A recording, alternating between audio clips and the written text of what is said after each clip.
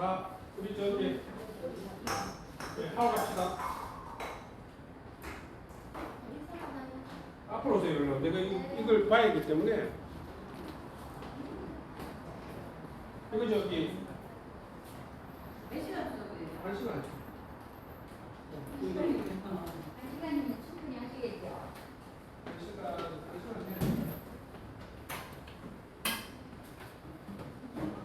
원래 뛰어난 강사는 시간을 주세요. 한 시간 넘으면 나갈 거 이거 한 사람이니까. 어? 이거 한 사람이 아니네. 아닌 것 같아요. 몇 장만 해요? 회장도 가요. 회장. 회장. 예, 예. 자, 앞으로 오세요. 앞으로. 빨리 하고 갑시다.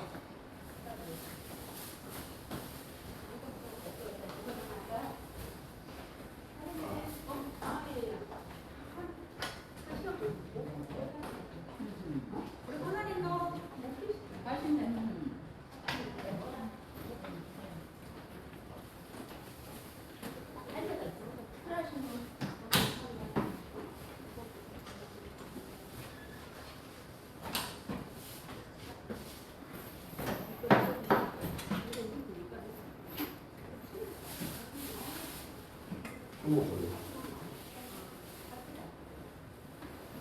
앞으로 오세요.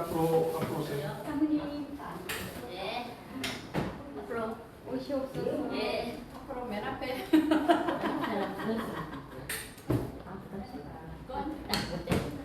사모님. 저기 있으면 돼. 사모님 앞으로 오시죠. 아주 두 번째.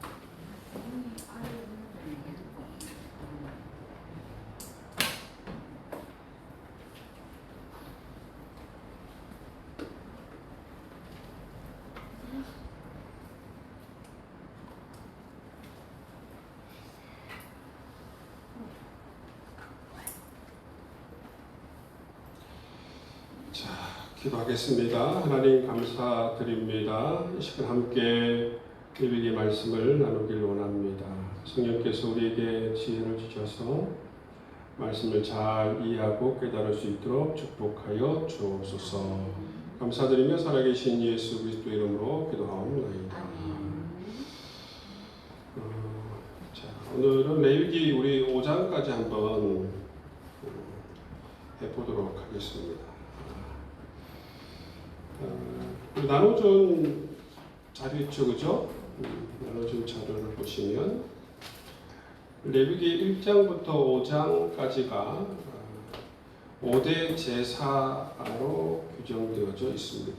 그죠? 5대 제사. 5대 제사에 어떤 게 있습니까? 5대 제사에 보시면 번제, 소제, 화목제, 속죄제, 속건제, 그죠? 이 5개가 5대 제사입니다. 여러분 우리가 이제 구약의 율법을 보시면 구약의 율법 가운데에 오늘날 하지 않는 폐지된 것들 있잖아요. 제사법 같은 경우 폐지가 되었는데, 근데 사실상은 구약의 율법이 폐지가 됐지만, 그죠? 그 껍데기는 이제 사라졌지만, 우리가 구약을 배우는 이유가 뭐냐면, 구약에 이거 근본적인 정신이 있어요. 그죠? 그거는 변함이 없어요. 그래서 사실 우리가 이 5대 제사를 통해서 어떻게 하나님을 예배할 것인가, 굉장히 중요한 것들을 우리에게 가르쳐 주고 있습니다. 그래서 여러분 이 레위기를 기록한 목적이 뭔가 앞으로 한번 보시면 보통 이제 레위기가 어렵기 때문에 레위기는 뭐 수면제다. 그런데 실제로 유대교에서는 유대인 자녀가 5세가 되면 가장 먼저 배우는 책이 바로 이 레위기입니다. 왜냐하면 예배에 관련된 책이기 때문에 가장 먼저 배우는 것입니다. 그래서 이 레위기의 목적은 뭐냐면 어떻게 예배할 것인가, 예배자로 어떻게 살아갈 것인가, 그렇군 하나님의 백성답게 어떻게 세상 민족과 구별된 삶을 살아갈 것인가, 그런 목적을 가지고 이 레위기가 쓰여졌다는 것이죠. 여러분 이 앞에 남아 있는 오늘 다루는 이 5가지 제사는 뭐냐면 하나님께서 시내산에서 주어진 것이 뭐냐면 이 십계명 말씀, 그죠? 율법의 말씀을 줬죠, 그죠? 율법의 말씀을 주었는데 이 율법의 말씀을 주신 이유가 뭐예요? 이 말씀을 통해서 하나님 백성은 어떻게 살아가야 할 것인가를 보여주는 것이죠, 그죠? 하나님 백성은 어떻게 살아가야 할 것인가.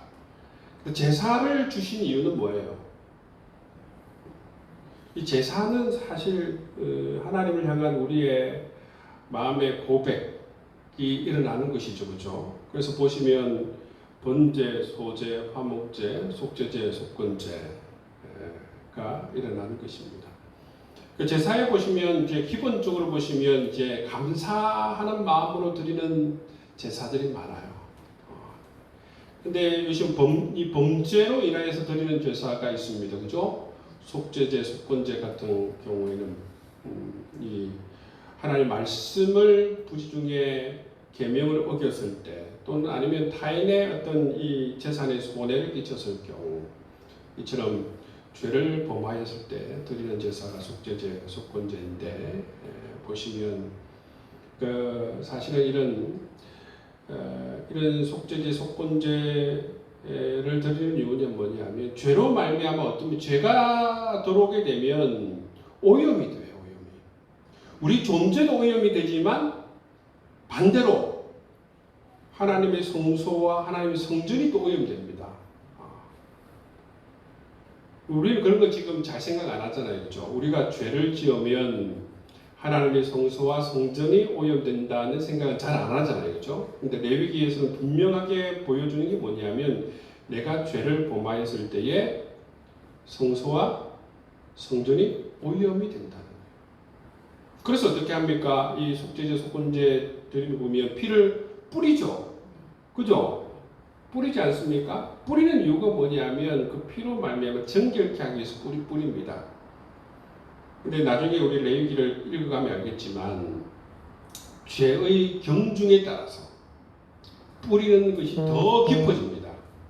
왜냐하면 죄의 오염이 어디까지 미치느냐에 따라서 이 피를 뿌리는 게 정해져 있거든요. 예를 들어서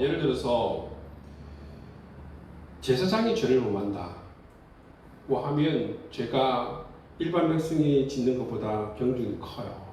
그래서 어디까지 뿌리냐면 지성소 앞 휘장까지 뿌립니다. 피를 뿌릴 때 거기까지 뿌린다. 모든 이스라엘 백성이 죄를 범하였을 때도 마찬가지죠. 거기까지 뿌리는 것을 보면 어떻게 됐다는 것을 알 수가 있습니까? 오염이 되었다는 것을 알 수가 있죠. 근데 일반 사람들이 죄를 범하였을 때 보면 그죠? 번제단에 뿌리죠, 그죠? 그래서 이 죄를 범하게 되면 자기 자신이 오염될 뿐만 아니라 더럽게 될 뿐만 아니라 부정하게 될 뿐만 아니라 어떻게 해요? 성전도 성소도 부정하게 된다, 오염된다는 것. 그런 인식을 가지고 있으면 좋을 것 같아요. 근데 오늘날도 마찬가지예요. 여러분 성전이 없어졌어요? 없어지지 않았어요. 그죠? 없어지지 예전에는 예를 들어서 회막이나 아니면 성전의 형태로 하나님께서 머무시는, 그죠? 머무시는 곳이 바로 성전이었는데 이제 성령께서 우리를 찾아오심으로 말미암아, 그죠? 성령께서 머무시는 곳이 바로 성전이 된 것이죠. 그래서 사도 바울이 성령께서 그래 찾아오신 사건 굉장히 혁명적인 사건이에요. 사실 알고 보면 성전이 달라집니다. 그렇죠? 우리가 성전이 된 것이 왜냐하면 성령께서 거하시고 계시기 때문에 사도 바울이 이것을 깨닫지 못하는 고린도 교회 성도들을 향하여서 너희가 하나님의 성전인 것과 하나님의 성령이 너희 안에 거하시는 것을 알지 못하느냐 그렇게 하시죠. 그렇기 때문에 오늘날도 성전은 그대로 있습니다. 우리가 죄를 범하면 어떻게 됩니까? 우리 존재가 더러워질 뿐만 아니라 성전이 오염이 되는 것이죠. 이것을 잘 생각 안 하시는 분이 있는데 그렇지 않습니다. 우리가 죄를 범하면 오늘날도 동일하게 우리 존재가 더러워지고 성소가 오염이 된다면 성전이 오염이 된다는 것은 동일한 것입니다. 동일해요. 예전에는 여러분 이렇게 되었을 때는 소를 바치고 양을 바치고 염소의 피로 했잖아요. 그죠? 그렇지만 오늘날은 어떻게 합니까? 예수 그리스도의 피로. 그게 다르지. 여러분 예수 그리스도의 피로 그죠? 우리 성전에 바로 이런 오염을 제거하는 어떻게 합니까? 요즘에는 예수 그리스도의 피로 우리가 진실로 우리의 죄를 고백함으로 말미암아 그런 어떤 이 정결의 사역, 속죄의 사역이 일어나는 것을 우리가 볼 수가 있습니다. 자, 구약에 보시면 이 책의 이름이 정해지죠, 그죠? 근데 보시면 우리가 지금 보고 있는 책, 우리는 이게 뭐합니까? 레위기라고 하잖아요, 그죠? 이렇게 상식인데 하나는 뭐냐면 여러분 히브리 원문을 가지고 있는 히브리 원서라고 하죠. 원서. 히브리어로 되어져 있는 히브리 원서 원문을 보시면 히브리 원문에서는 대부분은 뭐냐면 다는 아닙니다. 대부분은 뭐냐면 1장 1절에 있는 처음에 나와 있는 단어가 책 이름이 되는 경우가 많습니다. 그렇기 때문에 사실은 우리가 이 보고 있는 것은 어디 책을 따라서 이 책명을 지었냐면 70인역 여러분 그 당시에 히브리 원문을 헬라어로 번역한 책이 70인역 또는 70인경으로 불려집니다. 왜 그러냐면 이집트 알렉산더에서 70여 명의 학자들이 헬라어로 번역했다고 해서 70인역 또는 70인경으로 불려져요. 그 길을 따르기 때문에 거기에 보시면 모세오경, 역사서 이런 순서로 가요. 근데 히브리 원문을 보시면 모세오경, 정기연서, 후기연서 구성이 다릅니다. 구성도 다르고 이름도 다릅니다. 책명도. 근데 우리가 어떤 것을 따르냐면 70인경을 따르기 때문에 70인경에는 이렇게 이름이 되어져 있어. 창세기, 출애굽기, 레위기 이렇게 이름이 붙여져 있습니다. 그래서 그것을 따르기 때문에 우리 이렇게 하지만 히브리 원문에 보시면 원어 성경에 보시면 레위기 책명이 뭐라고요? 바이크라 뭐예요? 그가 부르셨다라는 뜻이에요. 1장 1절에 바이크라 그가 부르셨다.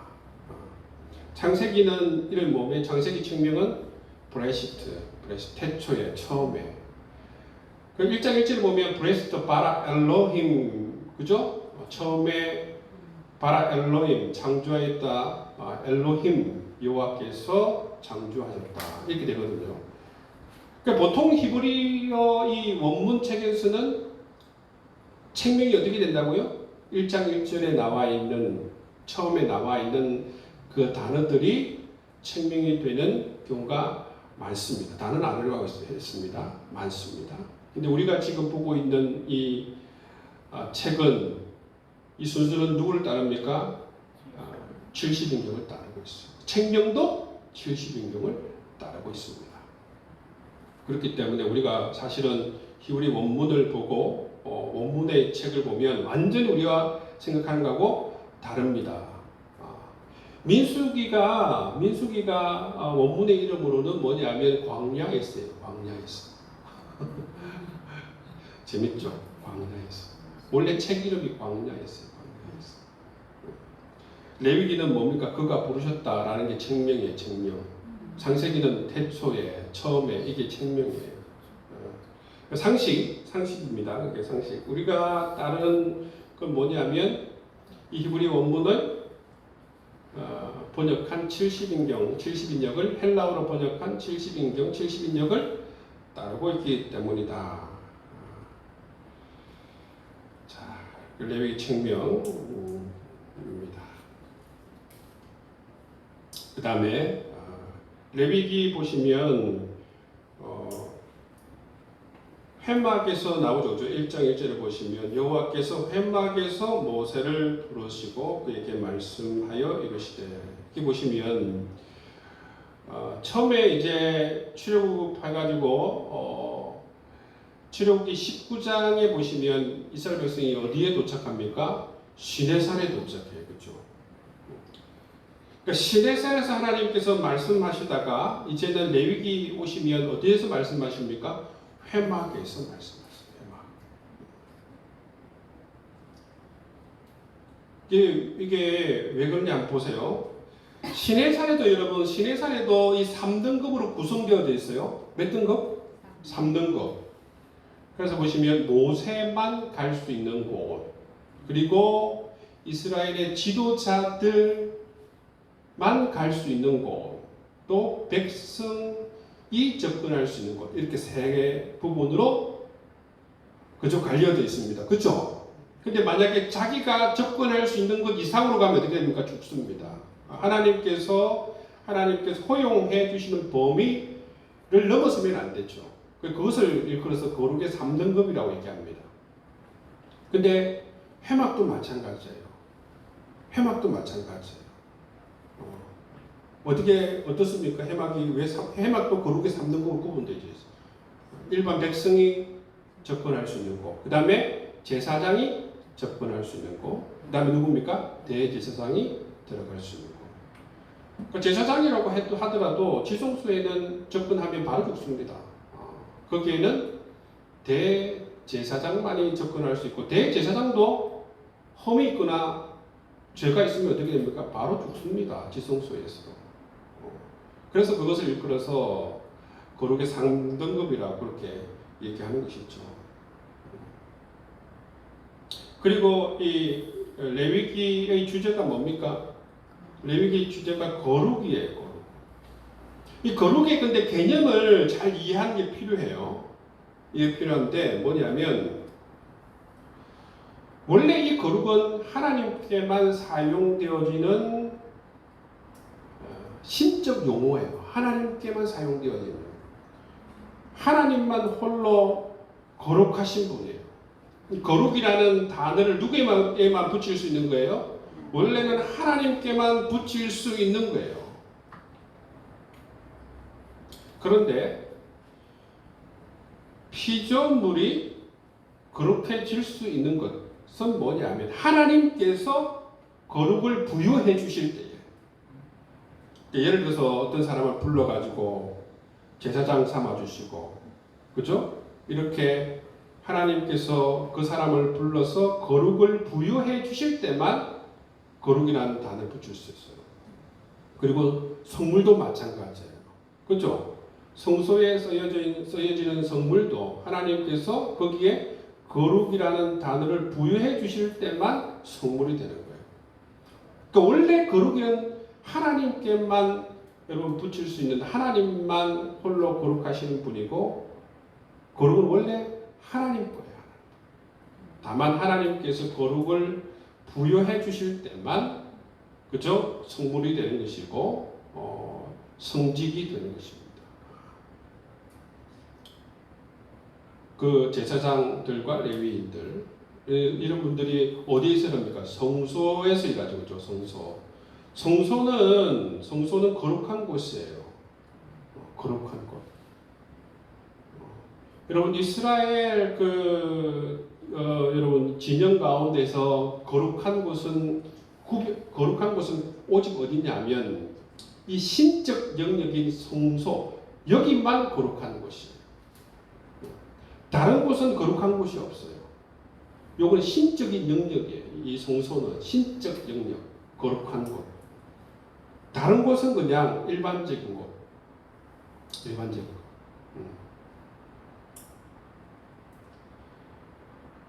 그래서 여기 보시면 거룩의 진원지에 가까이 갈수록 더 거룩해진다 말씀드렸습니다. 그죠? 시내산에도 3등급이 있고 회막에도 3등급이 있습니다. 그죠? 산정상, 산중턱, 산길성. 그처럼 회막에도 지성소, 성소, 마당 이렇게 거룩의 등급이 있다는 것입니다. 이게 굉장히 특이하죠, 그죠? 특이합니다. 근데 이걸 우리가 알아야만이 이해가 되는 게 많아요. 성경을 읽을 때 이게 나누어져 있구나. 시내산뿐만 아니라 회막에도 이렇게 나누어지고 있구나. 그 레위기를 우리가 공부해야 되는 이유가 뭔가 보시면 예수님께서 말씀하셨죠. 나는 율법을 폐하러 온 것이 아니라 완전하게 하기 위해서 오셨다. 여러분 이 율법의 형식 껍데기는 폐기가 되었습니다. 그죠?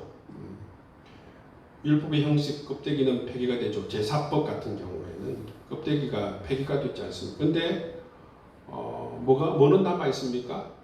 율법의 본질은 남아 있다. 본질. 예수님께서는 율법을 완성시키시는 모습을 볼 수가 있어요. 그죠? 그럼 마태복음을 보면 그죠? 이 예수님의 말씀이 더 깊이 완성되어지는 것을 볼 수가 있어요. 전에는 보지만 이 구약에는 이 보복법이 있습니다. 그죠? 눈에는 눈, 이에는 이, 그죠? 살인에는 살인. 이 보복법이 있죠. 근데 마태복음 산상복음을 읽어보면 어떻게 합니까? 이웃을 사랑하라를 넘어서 누구까지 사랑하라고 합니까? 원수까지 사랑. 그게 완성이에요. 이게 이 율법이 완성된다는 의미는 뭐냐면 이 율법의 근본적인 이 본질이 더 깊어지고 넓어지고 완성되어진다는 것을 의미해요. 껍데기는 비록 폐기되었지만 그래서 예수님의 그 산상복음을 읽어보면 이 구약에서 하나님 사랑과 이웃 사랑, 그죠? 그 이웃 사랑이 어떻게 됩니까? 굉장히 넓어지고 깊어지고 완성되어져 가는 것을 볼 수가 있어요. 그래서 여러분 율법이 폐기되었다고 그러니까 무율법주의처럼 방임주의자처럼 그렇게 살아갈 수가 있는데 그렇지 않습니다. 그렇지 않아요. 우리 가운데 누가 찾아오시면 성령께서 찾아오십니다.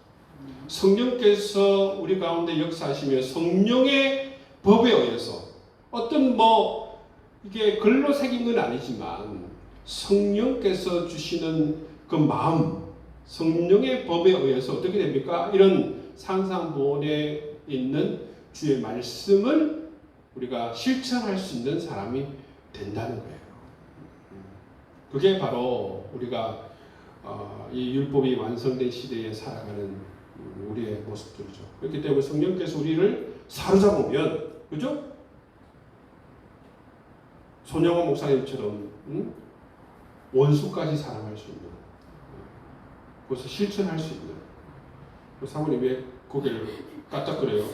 아니다, 나는 사랑할 수 없나? 이런 생각. 원수까지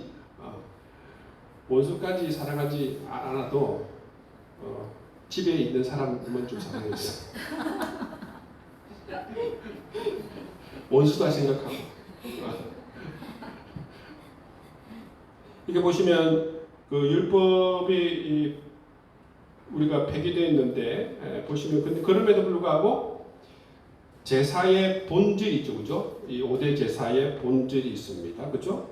헌신과 예배 어떻게 하는 것에 대한 이 제사의 본질은 그대로 우리가 기억하고 따라하는 게 중요하죠. 그래서 우리가 5대 제사를 배우는 게 뭐냐면 이 본질,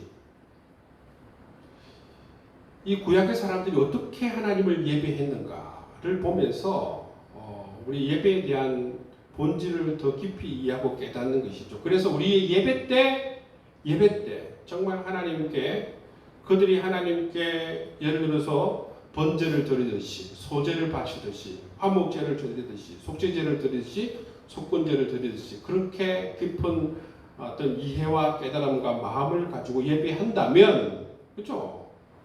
오늘 우리 예배를 통해서 우리는 정말 하나님 놀라우신 은혜를 경험하게 될 수 있다는 거예요. 그런 점에서 우리가 이 본질을 아는 게 너무나도 중요합니다. 저도 사실은 이 레위기를 공부하고 나서 예배가 훨씬 깊어졌어요. 무엇이 예배이고 어떻게 예배하는지를 알게 된다면, 그렇죠? 하나님을 향한 우리의 고백과 이런 마음들이 훨씬 더 깊어질 수 있게 되는 것입니다. 음식법 우리가 레위기 11장 이하에 보시면 음식법이 나오죠, 그죠? 먹을 수 있는 음식과 부정한 음식이 나오는데 하나님께서 왜 이처럼 이스라엘 백성들은 독특하게 이 음식법을 주셨을까? 먹을 수 있는 것과 먹을 수 없는 것. 가장 큰 건 뭐냐면 구별이에요. 이방 민족과 구별시키기 위해서. 구별. 독특하지 않습니까? 이스라엘 독특합니다. 굉장히 독특해요. 이스라엘 백성들은 독특해. 먹는 것이 다릅니다.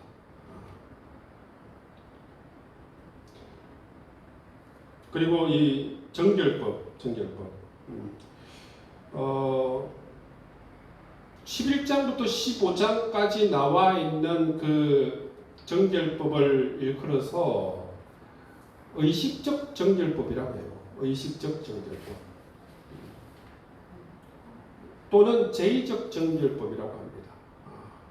왜냐하면 11장에서 15장에 나와 있는 레위기 11장에서 15장에 나와 있는 그걸 먹거나 그렇게 되면 어떻게 된다고 했습니까? 부정하고 된다. 부정하게 된다는 게 이게 육신이 뭐 더러워지고 그런 게 아니고, 그죠? 정신적으로 또는 그런 것이 더러워진다는 거죠. 우리가 예를 들어서 무지방을 밟으면 부정하게 되고 그런 거 있잖아요. 그런 의미예요. 그런 의미. 이런 것을 먹게 되면 부정하게 된다는 것이 바로 그런 의미예요. 더러워진다는 것이죠. 그게 육신이 더러워진 게 아니고, 그죠? 의식, 이런 어떤 정신적인 영역에서 더러워진다는 거예요. 아시겠죠? 그렇게 되면 뭘 못 드리게 됩니까? 제사를 드릴 수가 없어요. 그래서 그것을 일컬어서 의식적 정결 또는 제의적 정결이라고 해요. 제의라는 게 제사를 얘기하잖아요. 그죠? 그래서, 그리고 보시면, 이 도덕적 순결이라고 하는 게 뭐냐면, 레위기 18장 이후에 보시면, 삶에서의 정결이 나오거든요. 삶에서의 정결. 삶에서의 정결은 다른 말로 말하면, 하나님의 십계명의 말씀을 그대로 순종하고 따르는 것. 그렇죠? 그것은 삶에서의 정결이라고 볼 수 있습니다. 삶에서의 정결을 다른 말로 뭐라고 하냐면 성결이라고 합니다. 성결. 이 구분을 할 필요가 있습니다. 물론 정결 이렇게 얘기하시는 분도 있는데 11장에서 15장에 나와 있는 정결과 18장에 이하에 나와 있는 정결은 완전히 다른 차원이에요. 다른 차원. 삶에서의 정결을 이야기한다면 그것은 성결입니다. 11장에 15장에 나와 있는 정결은 제의적 정결, 의식적 정결, 이런 것을 먹거나 이런 것을 하게 되면 하나님께 나아가서 제사를 드릴 수 없는 그런 부정한 상태가 되는 것을 의미하는 것이죠. 자, 오늘 1장에서 5장까지 보시면 뭐가 나오니까 이제 제사의 종류 5대 제사가 나온다고 그러죠. 5대 제사. 자, 번제 한번 보겠습니다. 번제는 뭡니까? 함께 읽겠습니다. 전체를 태워 모두 바치는. 번제는 그죠? 뭐라고요? 전체를 태워 모두 바치는 거예요. 번제는. 그래서 이 번제를 보시면 헌신의 제사, 감사의 제사, 원죄를 속죄하고 하나님의 그 진노를 누그러뜨리는 그러한 기능이 있어요. 우리 번제를 우리가 다루게 되면 1장에 보시면 번제에 대해서 다루게 되는데 번제는 어떤 기능이 있다고요? 헌신, 감사, 원죄를 속죄하고 속죄의 기능도 있다는 것이죠. 번제에. 그리고 하나님의 진노를 누그러뜨리는 그런 기능도 번제에 있습니다.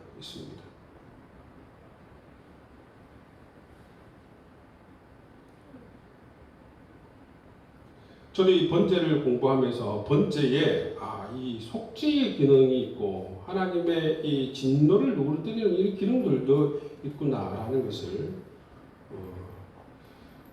새롭게 알게 됐어요. 자, 소제는 뭐냐면 곡식을 통해서 그죠?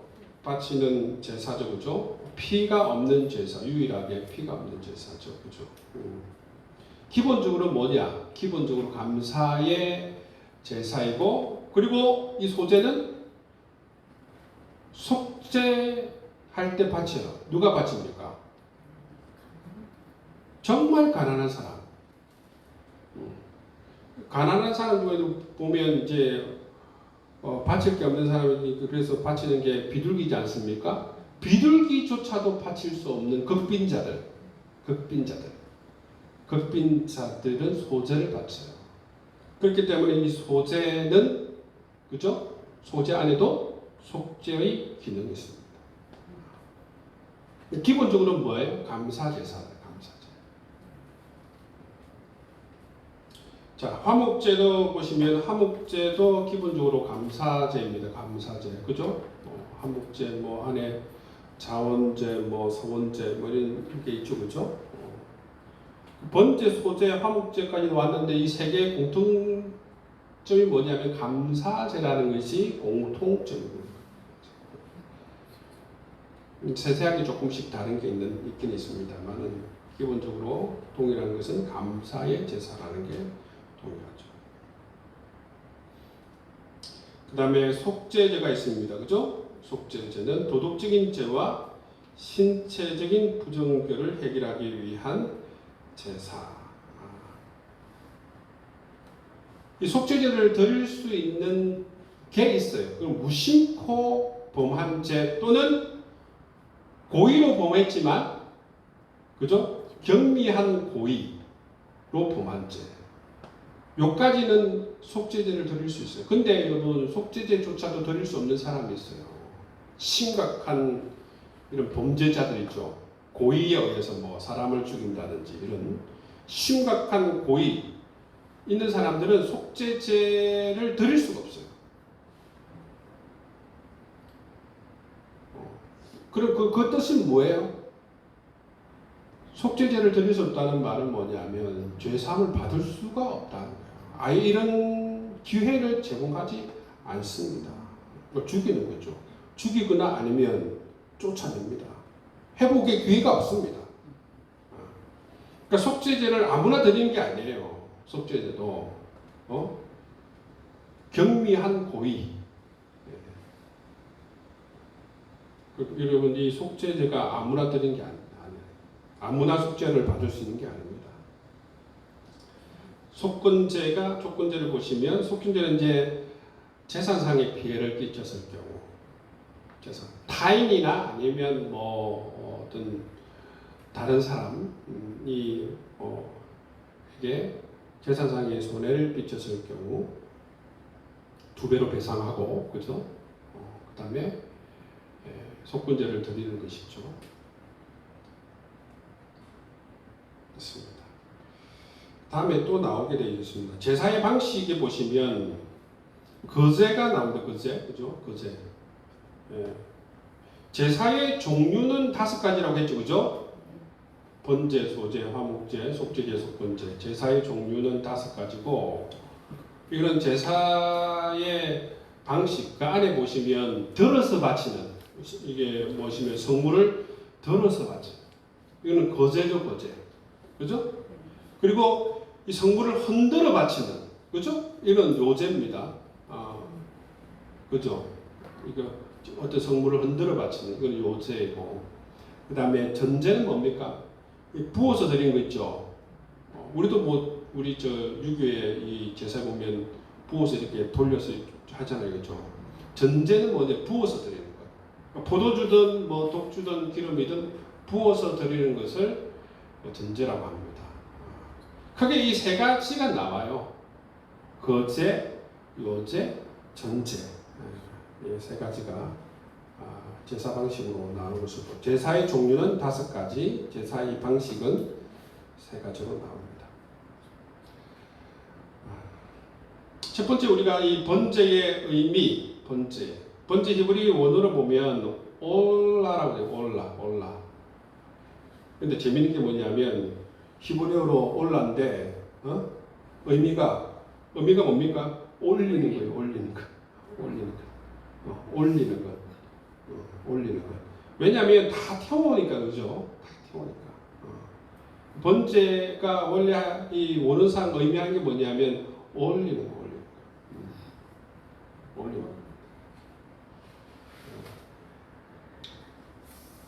꼴락을 한글 번역에서 번제로 번역하였는데, 그죠? 번제의 의미는 태우는 제사. 우리는 이걸 번역할 때에 태우는 제사로 번역했다는 거예요.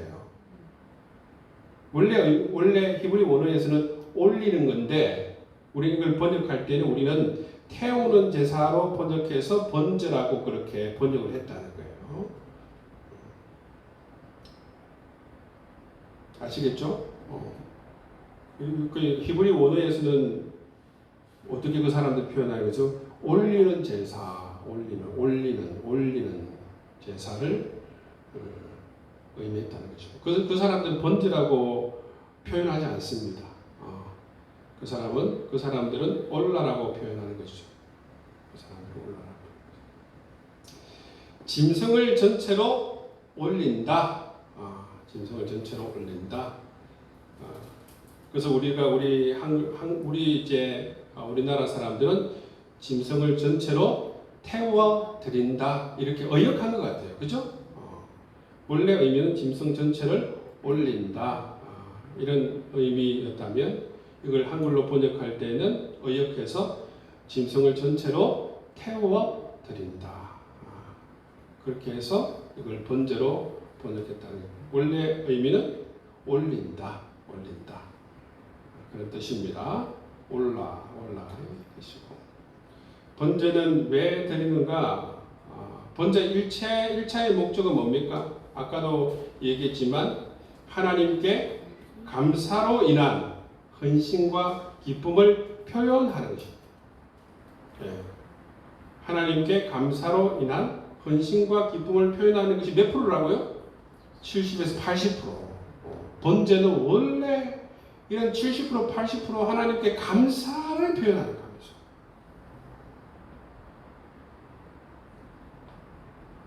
그죠?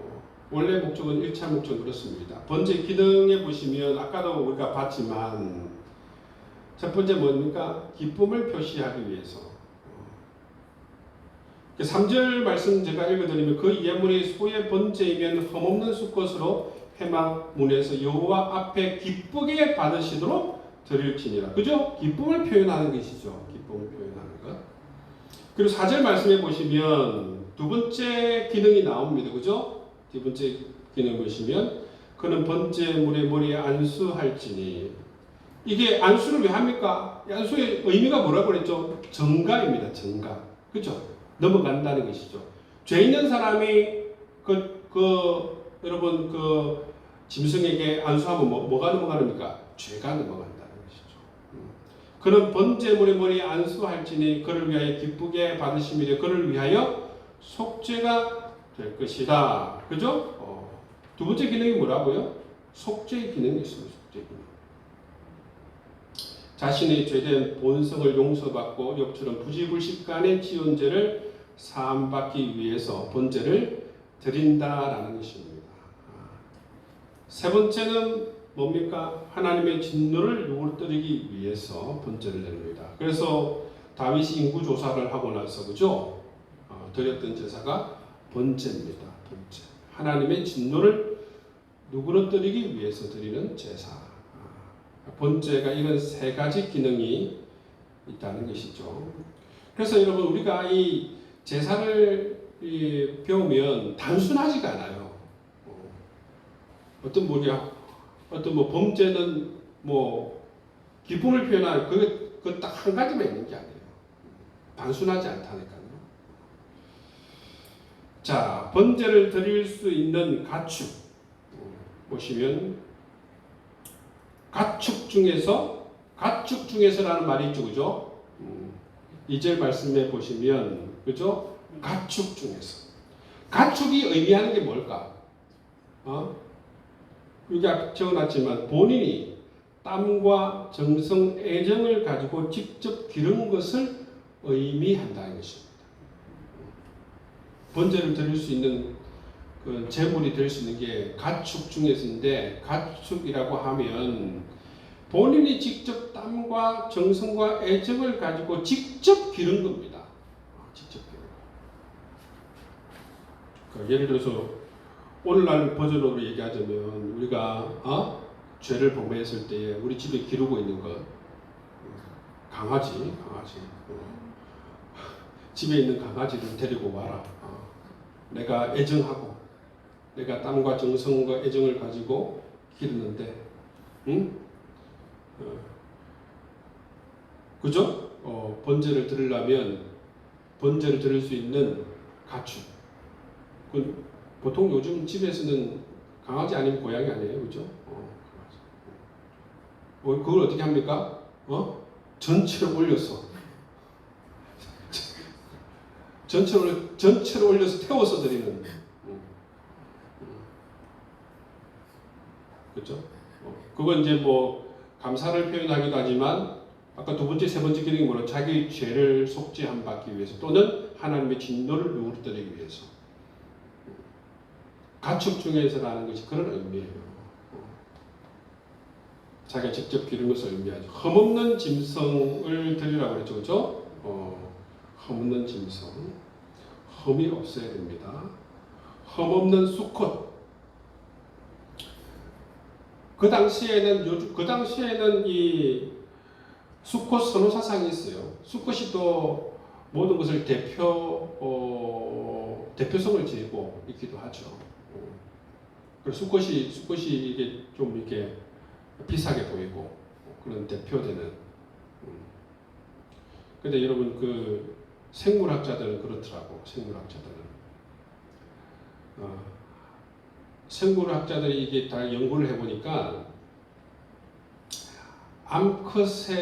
암컷의 채택이 되기를 이 수컷들이 그렇게 노력을 한대요. 이 생물학 세계에서 연구를 해보니까 실제로 살아남기 위해서, 종족을 번식하기 위해서 그렇게 수컷들이 암컷들한테 잘 보려고 하는 거예요. 그래서 동물의 세계에서 누가 더 이뻐요? 수컷이 이쁜 거예요. 수컷이 이쁜 이유가 암컷들한테 잘 보여. 동물의 세계 암컷이 안 이쁜 이유가 그럴 필요성이 없기 때문에. 암컷들은 매끈하게 생겼잖아. 수컷들이 하래요. 왜냐하면 채택이 되게 되거든. 근데 이게 이제 사람 세계는 다르대요. 사람 세계에서는 완전히 다른 거지. 사람 세계에서는 왜 그런지 모르겠어. 뭐 전쟁이 많아서 그런가 모르겠지만 사람 세계에서는 반대예요. 그죠? 반대예요. 농사를 짓고 전쟁을 해서 그런지 모르겠지만 남자들이 더 선호되고 그랬던 모양입니다.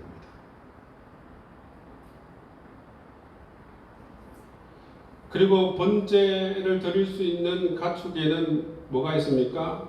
소나 양이나 염소나 산비둘기나 집비둘기. 그렇죠? 이렇게 집비둘기까지 하는 게 뭐예요? 모든 제사는 어떤 차별이 없이, 신분과 빈부나 남녀 차별이 없이 모두가 다 드릴 수 있도록 하기 위해서 그렇게 이처럼 번제에 쓰여지는 가축이 다양하다는 것입니다.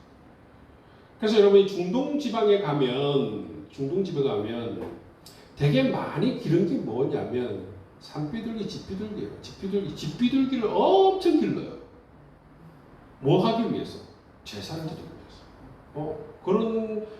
그런 데가 많아. 오늘날도 비둘기를 기르는 데가 많아요. 그게 남아가지고. 저 굉장히 독특한데 비둘기를 기르더라고. 와. 그게 기르는 이유가 뭐냐? 물론 오늘날에는 뭐 고기용으로 먹기 위해서 뭐 기르는 사람들도 있겠지만 이전에는 이 제사를 드리기 위해서 비둘기를 기르는 것이죠. 싸니까. 이 소나 양이나 염소는 비싸잖아요. 그죠? 이 아까도 얘기했지만 속죄제도 마찬가지입니다. 그죠? 속죄제도 이 신분과 또는 이 경제적인 어떤 이 정도에 따라서 모두가 다 어찌되었든 속죄제를 드려야 되니까 속죄제는 추가되는 게 있습니다. 그죠? 소나 양과 염소와 비둘기 플러스 소제, 곡물까지 그렇게 극빈자들조차도 그냥 안 된다. 극빈자들도 반드시 속죄 제사를 드려야 아무리 먹고 살 게 없어도 극빈자들조차도 속죄를 받기 위해서 반드시 속죄 제사를 드려야 된다. 이런 것이죠. 그래서 번제 절차를 보시면 절차를 한번 보세요. 자, 첫 번째 한번 보시면 누가 결심합니까? 제사자가 결심을 해요. 여러분 이 제사 또는 예배가 드려지는 것을 한번 보세요. 제일 처음에 뭡니까? 결심이 있어요. 결심. 그 결심에 보시면 하나님께 감사를 해야겠다. 아니면 헌신을 내가 해야겠다. 순종해야겠다. 이런 결심이 제일 먼저예요. 그렇죠? 여러분 이런 어떤 마음의 고백 결심이 없으면 예배가 아니에요. 그래서 하나님께서 뭐라고 그래요? 너는 내 마당만 밟을 뿐이라. 그렇게 뭐가 없는 거예요? 이게 마음이 없어. 결심이 없는 거예요. 예배를 드리는 데 있었는데 전혀 마음이 없어. 죄송한 마음도 없고 감사한 마음도 없고 기쁜 마음도 없고 아무 마음이 없어. 그래서 여러분 이 5대 제사를 보면 제일 중요한 게 뭐냐면 이 제사자의 결심이 제일 중요해요. 요게 있어요. 요거에 따라서 그죠? 제사의 종류가 달라집니다. 그죠? 어떤 사람은 번제를 드리기도 하고 화목제를 드리기도 하고 속죄도 드리기도 하고. 예배 때 제일 중요한 게 뭡니까? 예배자의 결심. 예배자의 결심.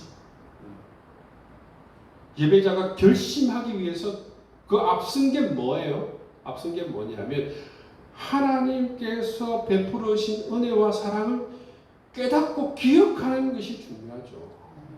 그 하나님께서 베풀으신 은혜와 사랑을 깨닫고 기억을 못하는데 거기에서 무슨 결심을 하겠습니까? 그렇죠? 근데 보시면 사실 우리가 아까도 얘기했지만 율법의 형식은 우리가 이게 없어졌지만 그렇죠? 본질은 남았다고 그랬죠. 이 제사 5가지 제사를 보면서 이 본질을 배우는 거예요. 예배의 본질을 배우는 거예요. 제일 중요한 것 별표 제일 중요한 것 제사자의 결심. 오늘 와가지고 나는 목사님 때문에 예배의 은혜가 안 된다. 이 사람은 예배가 뭔지를 전혀 모르는 사람이에요. 예배 때 제일 중요한 게 뭐라고요? 예배자의 결심이야. 결심. 사실은 예배 때 사실은 목사의 설교가 없어도 돼요. 없어도 돼. 예? 성경 읽고 끝내도 돼요. 예?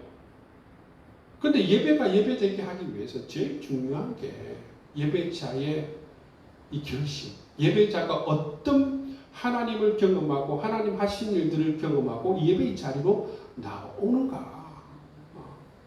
그죠? 사실 그렇기 때문에 예배의 자리로 어떻게 나오는가. 거기에 은혜스러운 예배가 결정이 된다는 거야. 여기서 결정이 되는 게 아니고, 예배의 자리로 나올 때에 하나님께서 내 삶에 베풀어 주신 은혜를 기억하고 하나님께서 나에게 베풀어 주신 그 사랑을 기억하고 하나님 감사합니다. 하나님 사랑합니다. 하나님 헌신하길 원합니다. 나를 드리길 원합니다. 그런 선행되어진 예배가 먼저 있어야 돼요.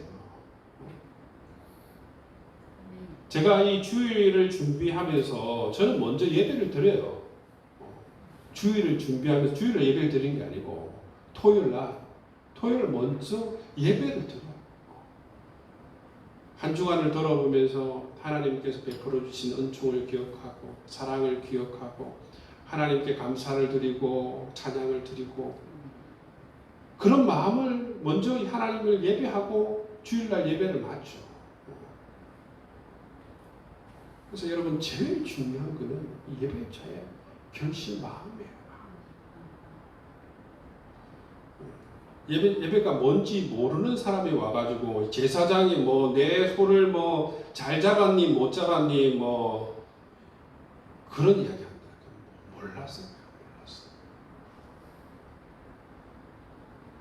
여러분 이 주일날 예배 드릴 때 예배 인도자가 뭐 예배 인도를 도와주는 것이고 또 설교자로서 하나님의 말씀을 여러분들이 잘 이해할 수 있도록 도와주는 것이 이 설교자의 역할이지. 응? 예배에서 제일 중요한 게 뭐라고요? 예배자의 결심이에요. 결심. 아시겠죠? 이게 제일 중요해요. 그리고 그 다음은 그냥 저절로 일어나는 일들이에요. 그죠? 그 제사자가 그 다음에 이제 흠없는 수컷을 성소로 가져가죠. 그죠? 가축 중에서 가져갑니다. 그리고 그러면 제사장이 검사를 해요. 합격, 불합격. 번제가 어떤 게 있으면 가축 중에서 흠없는 짐승 중에서 흠없는 수컷 이게 맞는가? 너 뭐 하러 왔어? 번제하러 왔습니다. 그죠? 번제하러 왔으면 번제 규정이 있잖아요. 그죠?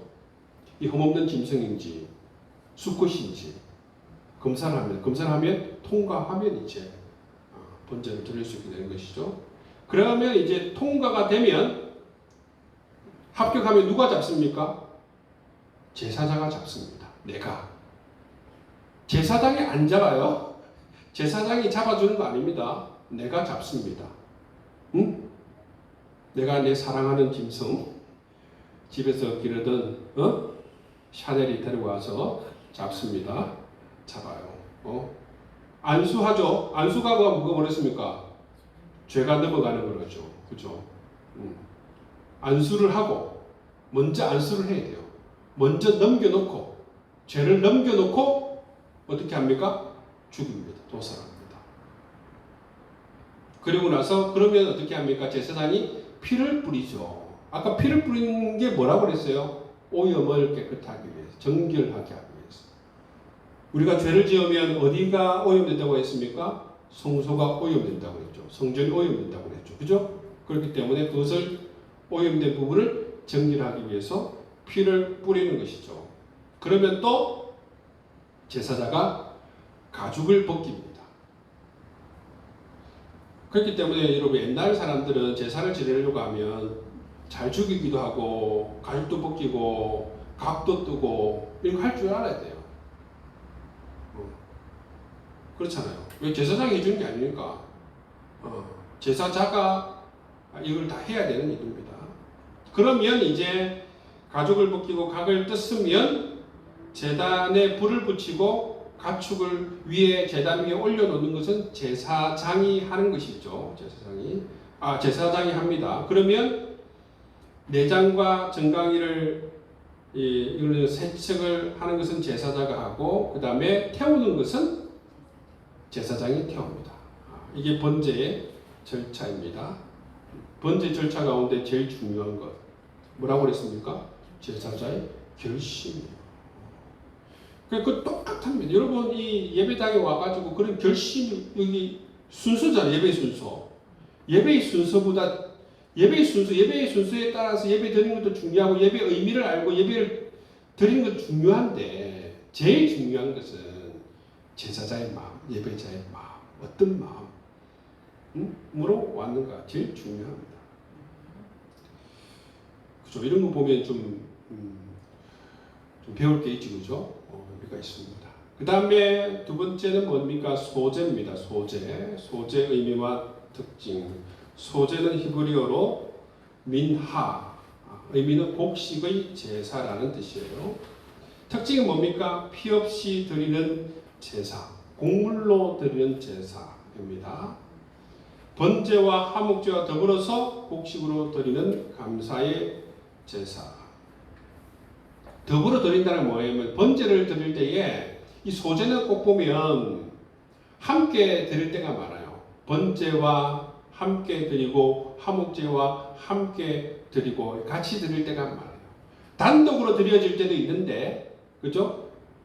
아까 소제 보시면 소제가 여러분 속죄제 가운데에서 극빈자들이 바치는 그런 속죄의 그런 어떤 의미로 드릴 때는 단독으로 드리겠죠, 그죠? 그렇지만 이 소제는 보통 보면 다른 제사와 함께 더불어 드릴 때가 많다는 것입니다.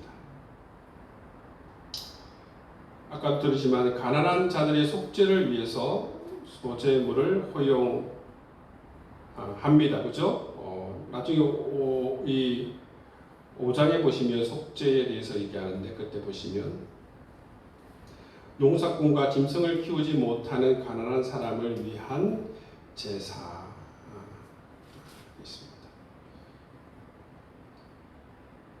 자, 바치는 때 소제는 다양한 목적을 지닌 독자적인 제사로 드릴 수 있다. 그죠? 이번에 보시면 소제는 독자적으로 드려지는 것보다는 다른 동물 제사와 함께 드려지는 경우가 더 많다. 예를 들어서 상분제 같은 상분제는 뭡니까? 상은 매일 드리는 분들, 매일. 상분제는 매일 드리는 제사죠. 이 상분제를 드릴 때는 번제와 함께 소제를 같이 드린다는 거죠. 같이. 추수를 감사하기 위해서 이렇게 소제를 드리는 경우가 있습니다. 그럴 때 됩니다. 소제의 종류를 보시면 기본 소제, 고운 밀가루, 그리고 소제에 보시면 요리한 소제물도 드립니다. 요리를 해가지고 그냥 곡물 그 자체를 드리는 것도 있지만 어떻게 해요? 요리를 해서 드리는 게 있습니다. 화덕에 구워서 드리고 철판에 붙여서 드리고 냄비에 요리해서 드린다는 것이죠. 자, 소제의 절차를 보겠습니다. 첫 번째 뭡니까? 제사자의 결심. 예를 들어서 감사, 그죠? 감사. 내가 하나님께 감사해야겠다. 그죠? 그러면 소제로 감사할 수 있습니다. 소제로. 그러면 제사자가 곱게 빻은 밀가루 또는 요리한 소제물을 들고 성전으로 올라갑니다. 그러면 어떻게 하죠? 제사장이 검사를 하죠. 그죠? 합격 이렇게 하면 제사자가 이 고운 가루 플러스 기름 그리고 유향 하나님께 기도하면서 드립니다. 제사장이 소제물을 한 움큼 뜬 다른 제단에서 태웁니다. 제사장과 제사자 연기로 타 올라가는 소제물을 보면서 함께 시표 노래를 하며 하나님께 찬양합니다. 이게 좀 독특하죠, 그렇죠? 제사를 마친 후 남은 소제물은 하나님께서 정하신 규례대로 제사장이 수고비로 드립니다. 그리고 제사장은 기쁨과 감격으로 집으로 돌아간다. 이게 이제 소제를 드리는 절차입니다. 그러니까 중요한 거는 저는 제일 중요한 거는 제일 처음에 번제든 소제든 제사자의 결심. 금지물과 필수 첨가물이 있습니다. 금지물 누룩과 꿀. 소제의 누룩과 꿀은 넣지 않습니다. 왜냐하면 누룩은 변질과 부패라는 부정적인 변화를 상징하기 때문에 누룩을 넣지 않습니다. 꿀도 마찬가지예요. 그죠? 꿀도. 꿀 가운데에 뭘 넣지 않으면 과일꿀. 과일꿀은 쉽게 변질되기 때문에 넣지 않습니다. 천년꿀은 농산물이 아니기 때문에 배제합니다. 아시겠죠? 천년꿀이든 과일꿀이든 꿀을 넣지 않습니다. 이런 이유로 넣지 않습니다. 반드시 첨가해야 되는 게 있습니다. 뭡니까? 소금. 소금은 반부패와 불변을 상징하기 때문에 소제를 드릴 때에 반드시 소금을 첨가한다는 것이죠. 그러니까 하나님께서는 이처럼 부패하고 변질되는 이런 것들 있죠. 이런 것들을 하나님 싫어하세요. 누룩과 꿀은 넣지 않고 오히려 반대로 소금은 반드시 넣어라 말씀하시죠. 세 번째 화목제를 보시면 화목제 히브리어는 뭐라고요? 슐라임. 히브리어 어디에서 왔다고요? 샬롬. 샬롬에서 온 말입니다. 화목이라는 이 슐라임이라는 것이 샬롬에서 온 말입니다. 그 샬롬이 평화, 화목, 안녕을 의미하잖아요, 그죠? 그 슐라임이 이 평화, 화목, 안녕을 이미 주신 하나님께 감사하고 또 어떤 의미가 있냐면 평화, 화목, 안녕을 기원하면서 하나님 나에게 평화, 화목과 안녕을 주시옵소서 그런 마음으로 또 드리기도 해요. 이미 예를 들어서 삶 가운데 하나님께서 전쟁을 거치게 하시고 그죠? 그런 어떤 은혜를 경험했잖아요. 그죠? 평화를 그리고 나서 평화를 맛보고 나서 드릴 수도 있지만 또 평화를 기원하면서도 드릴 수 있는 것이 바로 이 슐라임 화목제라는 것입니다. 화목제는 좀 특징이 뭐냐면 제물의 이 특징이 뭐냐면 소나 양과 염소를 암수 구분 없이 바칠 수 있다. 아까 보시면 범죄는 뭐예요? 수꾼만 바치는 거죠, 그죠? 이건 이제 암수 구분 없이 바칠 수 있는 것이 특징이다. 암수 구분이 없는 이유는 화목제가 고기를 사람들과 함께 나누는 제사이기 때문에 그렇기 때문에 하나님께서 이 재량을 좀 허락해 주시는 것을 볼 수가 있어요. 재량. 사람들이 이 재량 유일하게 제사를 드리고 나서 사람들끼리 나눠 먹을 수 있는 제사는 뭐예요? 화목제. 이게 축제와 같은 거예요. 축제. 잔치, 축제와 같은 것이 바로 이 화목제. 그래서 제사를 드리고 나면 반드시 나눠 먹습니다. 제물의 종류는 경제적 여유에 따라서 그렇게 드립니다. 화목제의 두 번째 특징은 제물 중에서 보면 하나님께 드리는 부분 그리고 제사장에게 드리는 것 그리고 나머지는 이웃과 함께 나눠 먹는다는 것입니다. 하나님께 드리는 부분은 뭐예요? 기름. 기름이 가장 향기롭잖아요. 그렇죠? 그렇기 때문에 하나님께 올려드리고 제사장에게는 가슴과 오른쪽 뒷다리를 주고 나머지는 이웃과 함께 나눠 먹습니다. 여기 또 설명해 보면 왜 짐승의 기름을 하나님께 바쳐드릴까? 기름이 제물의 향기로운 냄새를 내는 부분이기 때문에 또 두 번째 의미는 뭡니까? 기름이 부와 풍요를 상징하고 힘의 근원이기 때문에 바로 기름은 누구에게 드린다고요? 하나님께 드린다는 것입니다. 그런 의미가 있다는 것입니다. 기능과 목적 보시면 번제는 하나님과 예배자의 수직적인 관계에 초점이 맞춰져 있다면 화목제는 두 가지예요. 하나님과 수직적인 요소 플러스 그죠? 사람들과 수평적인 교제 이 두 가지에 다 초점이 맞춰져 있습니다. 그리고 화목제는 바로 이 평화, 화목, 안녕을 이미 주신 하나님께 감사하고 그죠? 또 주실 하나님께 그걸 기원하면서 드리는 제사가 화목제라고 했습니다. 그래서 예배에서 이 화목제에 우리가 보통 보면 예배 가운데에 보시면 성도들과 함께 인사를 나누죠. 그죠? 인사를 나누잖아요. 그죠? 축복한다고 그러고 뭐 인사를 하잖아요. 그죠? 이게 왜 그러냐면 옛날에는 예배는 오직 하나님께만 하나님께만 찬양과 임을 올려야 된다. 그 수직적인 면만 많이 강조했잖아요. 근데 화목제를 보니까 어떤 면이 있죠?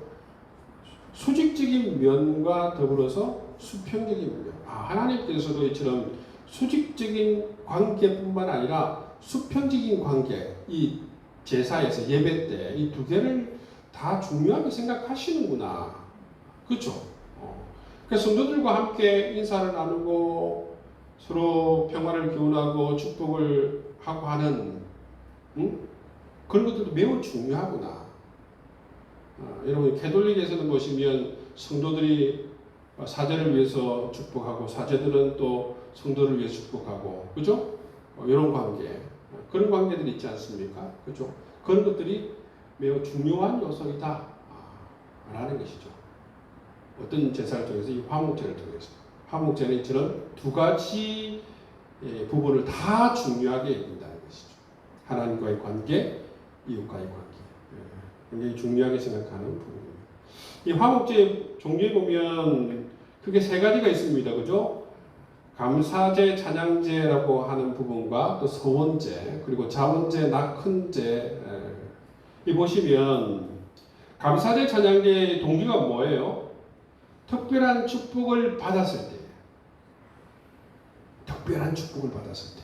자기가 그렇게 느끼는 것이죠. 내가 하나님께 특별한 축복을 받았구나. 그럴 때. 우리 사모가 나를 만나기 이런 특별한 축복이잖아요. 이런 거 이럴 때 어떤 제사를 감사제, 찬양제를 드려야 된다는 거죠. 내가 이런 일이 나한테도 있구나. 내 인생에 이런 일이 일어나는구나. 그때 드려야 되는 게 감사제, 찬양제. 서원제, 서원을 이행했을 때, 그 서원제는 알죠, 그죠? 내가 하나님을 위해서 내가 뭐 하겠습니다 했을 때에 바치는 제사가 서원제. 자원제, 낙헌제. 자원제, 낙헌제 같은 경우에는 여기 있죠, 있네. 밑에 제가 다 적어놨네요. 요 보시면 자원제, 낙헌제 보면 추수 때와 같은 경우 하나님의 선하심을 깨닫고 그것에 대해서 감사하며 드리는 제사이다. 이것은 하나님의 은혜를 자각하고 드리는 제사이다. 이건 뭐냐면 물론 기쁜 일인데, 그죠? 기쁜 일인데 이렇게 반복적으로 일상적으로 이런 기쁜 일인데 어떻습니까? 어떤 스프라이즈한 그런 건 아니에요, 그죠? 그런 건 아니지만 일상에서 일어나는 어떤 감사한 일들이 있잖아요, 그죠? 소소한. 근데 그걸 이전에는 깨닫지 못할 때는 그냥 넘어갔는데 이제 이게 하나님 주신 큰 은혜구나라는 것을 깨달을 때, 그 은혜를 자각했을 때 어떤 죄를 드린다고요? 자원죄, 낙헌죄를 드린다는 거죠. 그럴 때 예를 들어서 내가 이 대한민국에 태어난 것도 감사하고 이런 거 있잖아요. 내가 매일매일 이렇게 건강하게 예배 드릴 수 있는 것도 감사하고 이전에는 잘 몰랐는데 그래서 건강을 잃고 오랫동안 있다가 이제 예배를 드리게 되었을 때 참 감사하다. 그래서 우리도 이런 옛날과 같은 이런 자원제, 낙헌제를 많이 드리는 사람의 특징이 뭘까? 영적으로 이렇게 깨어있거나 영적 감각이 살아있는 사람, 하나님과 가까운 사람, 하나님께서 베풀어진 은혜에 대해서 민감한 사람, 이런 사람들이 자원제, 낙헌제를 많이 드려요. 그렇지 않겠습니까? 누가 봐도 정말 특별한 일, 특별한 축복을 경험했을 때는 감사제, 찬양제 드린다고 했죠, 그죠? 그런데 다른 사람들이 볼 때는 정말 누가 봐도 저렇게 하나님께 감사하고 감사제를 드려야 되는 그런 경우가 있잖아요, 그죠? 본인만 몰라.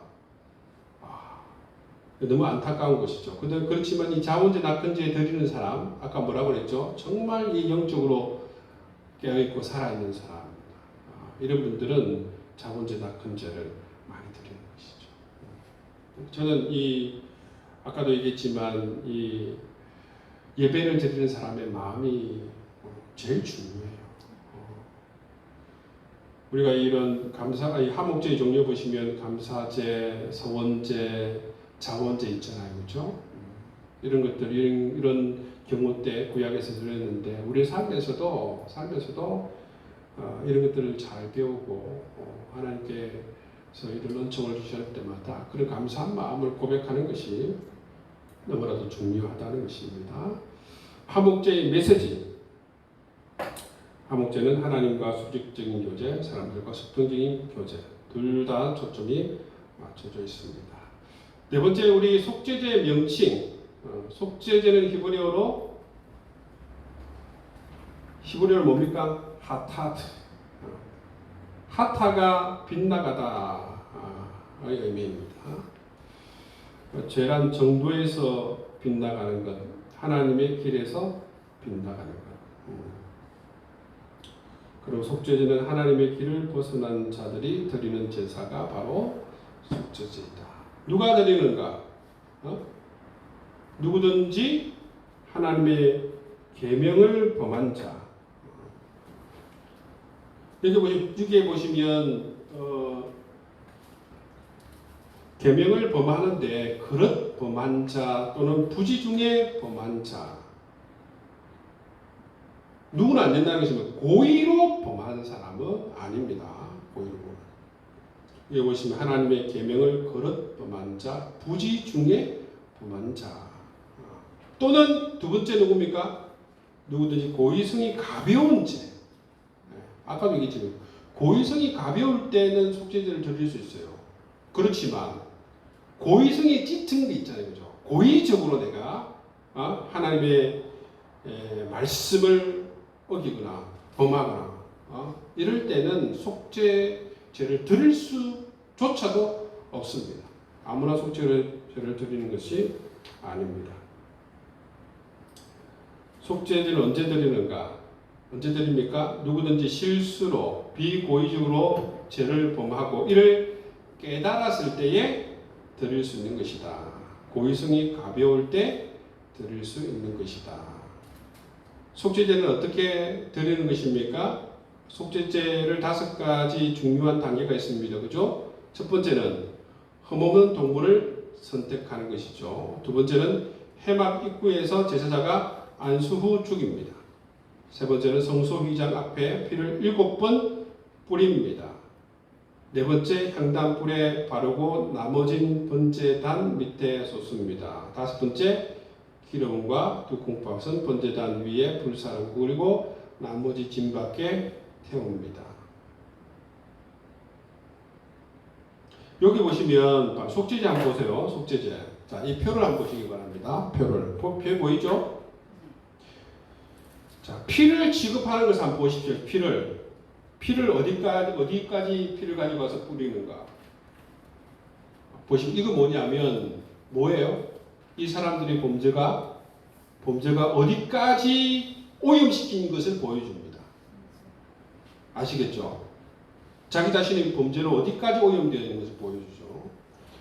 대제사장과 회중 이스라엘 백성들이 범죄하면 어디까지 오염됩니까? 내성소. 그죠? 보시면 성소까지 오염되는 것이 그죠? 성소까지 오염돼요. 아주 이 깊은 데까지 오염이 된다는 것입니다. 누가 범죄했을 때에 대제사장이 범죄했을 때 또는 이스라엘 백성들이 범죄했을 때에 그렇다는 거예요. 두 번째 보시면 족장이 범죄했을 때에 족장은 어디까지입니까? 어디까지 오염시킵니까? 마당 번제단까지. 그렇죠? 그렇기 때문에 저기에만 피를 뿌리면 됩니다. 저기까지만. 평민들도 마찬가지죠. 그죠? 마당과 번제단. 빈민, 마당과 번제단. 극빈자들은 이 피를 취급하지 않죠. 그죠? 아까 이 소제를 드린다고 그랬죠. 그죠? 극빈자들은 예배입니다. 이 사람들도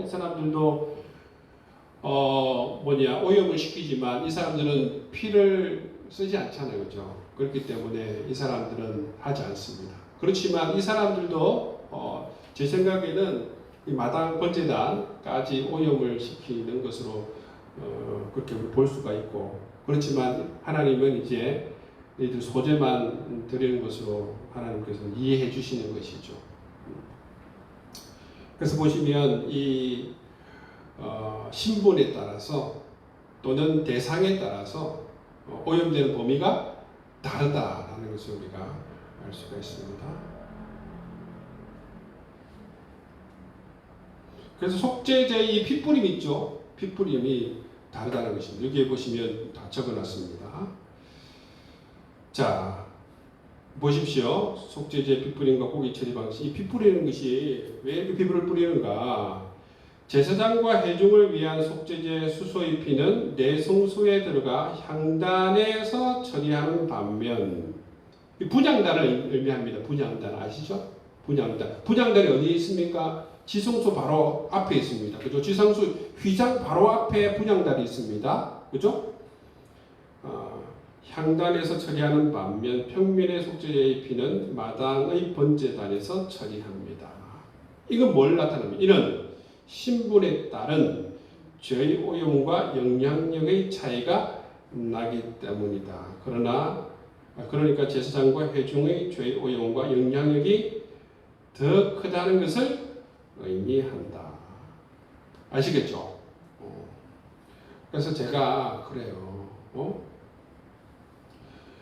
괜히 목사 되고 괜히 장로 되고 하지 마라. 왜 그렇습니까? 자기의 그릇이 안 되는데 목사 되고 장로 되면 뭐만 더 커져가요? 죄만 더 커져가요. 그래서 자기 그릇에 안 하는 게 더 낫다. 그게 축복이다. 그렇지 않겠어요? 그런 사람 많이 보죠. 저 사람은 장로가 안 되는데 괜히 장로 돼가지고 인생을 망치고 그런 사람들 종종 봅니다. 그래서 이걸 몰라요. 자기가 범하는 죄가 훨씬 더 그 신분에 따라서 역할에 따라서 더 큰 죄를 범하고 성전을 오염시키고 자기 존재를 오염시키는 걸 몰라. 교회를 오염시키는 걸 몰라요.